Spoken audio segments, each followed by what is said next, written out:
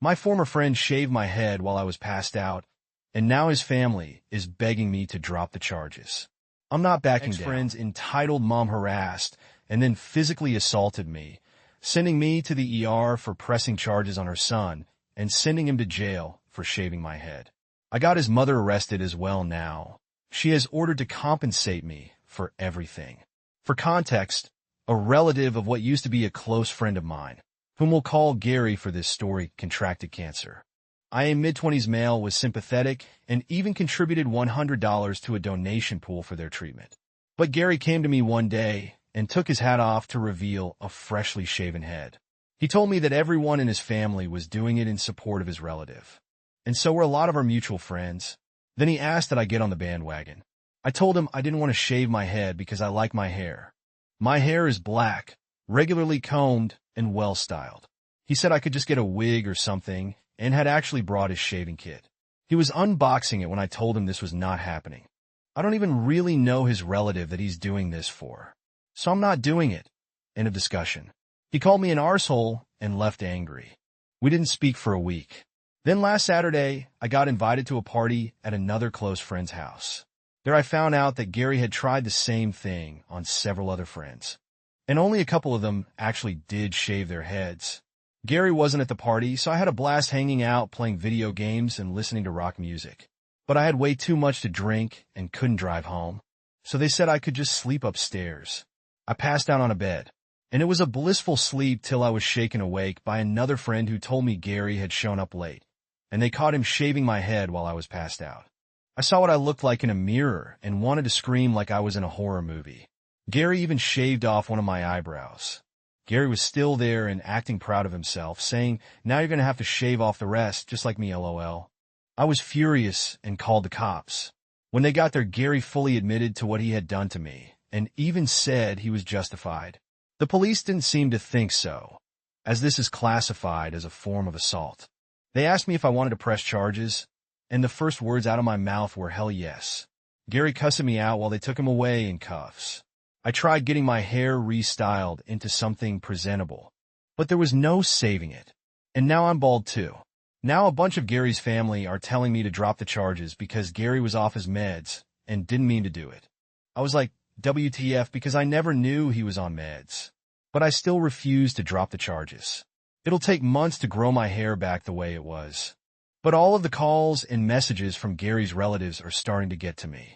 Just about everyone else in our friend group has cut Gary out, though, and said that I'm doing the right thing by not dropping the charges. So now I'm divided. Ada for pressing charges on a former friend, for shaving my head in my sleep. Edit. I want to make something clear here. So many people have said things like, "Dude, it's just hair." But would they all be saying that if I wasn't a man? What if I was some girl that had hair that took years to grow? Would they be saying the same thing? Sure, hair grows back, but it takes time. If it was something that grew back fast, people would be less inclined to care. But it's not fast. It takes months. And for some who had long hair and ears, that's a lot of time wasted growing. And I don't plan on pushing for Gary to go to prison. But I don't plan to drop the charges either. His family has already bailed him out. And while I didn't know he was on medications, I knew he had quite the temper and even an entitled attitude at times. One example being a lunch where he wanted us all to combine the check and split it evenly. He got the most expensive thing on the menu. I got a cheeseburger. When we all said no, Gary went off on us for not being good friends. He's always been an arse when he doesn't get his way. And I've only known him for like 3 years. This incident was the last straw for not just me, but a lot of other mutual friends. As for the charges, I don't want to send Gary to prison, but I would like him to get some therapy and community service. With the way Gary has acted around me in the past, and what he did to me, I actually wonder how long before he got more violent. I've seen and heard of him getting in fights for less. Edit 2. I've gotten many comments from people saying, "Ida, he has cancer." If you actually read what I posted, Gary is not the one with cancer. A relative of his I don't know does. And no, I don't know what kind of cancer. Gary didn't elaborate. He wanted me to shave my head for this person. And when I refused, he left in a tantrum. Then shaved my head while I was passed out drunk at a party. Update. A friend of mine just showed me a video yesterday in which my old post had been read. Honestly, I'd nearly forgotten about it since I was only there to ask if I was tone not. And since I don't want to go through the pain of trying to do an update on Ida, I thought I'd just do it here since entitled spells out Gary pretty well. Other than the shaving incident, he tried to get us to partially pay for his food multiple times by combining the check and dividing it equally when he always got the most expensive thing on the menu, and once even pulled the "I forgot my wallet" bit. He was described as a neckbeard by multiple people, including women he flirted with. He tried to get a married neighbor woman who was older than him to have an affair with her, and then later egged her apartment door when she refused. That one I only learned about a couple months after my original post. And no, Gary never saw consequences for doing that. I also learned he stole several video games and DVDs from friends, mooched food and drink out of their fridges, and even went through a period as a squatter for 2 months by refusing to leave a house he'd been let into by a former tenant. And the landlord actually paid him to leave. Gary's also an extreme hypocrite who contradicted himself more than a corrupt politician. For example, one minute he'd be anti-vax. The next he'd be complaining about other people who weren't getting the C-19 vaccine. Pretty sure he never got it too. I can't believe I ever had any sympathy for this man. To recap, a former friend of mine named Gary is related to got cancer. And Gary went around trying to get our friend group to all shave their heads. He only got a couple of them to agree and even brought his shaving kit to my apartment because he just assumed I'd join in as well and was already unboxing it before I even got the chance to say anything. I told him the shaving was not happening. Well, he decided to make an example of me and waited till I was good and passed out from drinking at a friend's party. I was so dead to the world that I had to be shaken awake by a friend after Gary got caught shaving my head.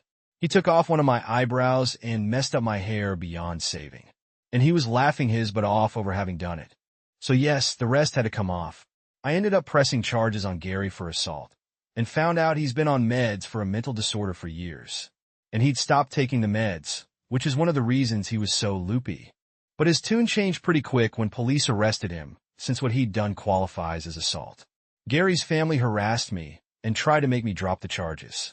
I not only didn't drop the charges, but I reported the harassment to the police.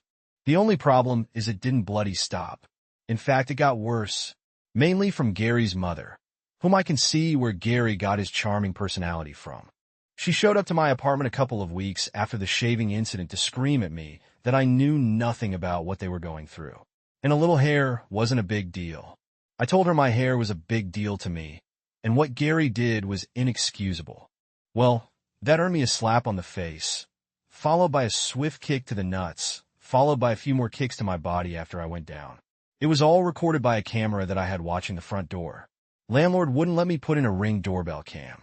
One of my neighbors saw her and screamed at her. They'd be calling police. Gary's mom ran, and I ended up going to the hospital with minor injuries. Mostly just bruises, a black eye, and a sore groin.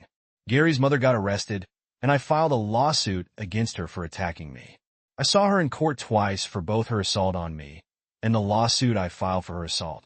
This woman had taken several self-defense classes over the years, so she knew how to fight. That had the judge consider her a trained individual, and she was sentenced to 6 months in jail, given 2 years probation, and ordered to pay my medical bills. She actually cried to the judge about the money, but he wasn't having it. It took some time to see her in court again for my lawsuit against her, as she was out of jail by then. I was awarded $10,000 for the harassment, emotional damages, and lost work hours, and she had to pay all court and lawyer fees, which she cried about again because she didn't want to pay anything to the man who'd ruined her and her son's lives. But she had the money for both court cases because she had no problem paying. But around that time, I heard Gary's relative with cancer passed away. I don't know any details, just that they passed on.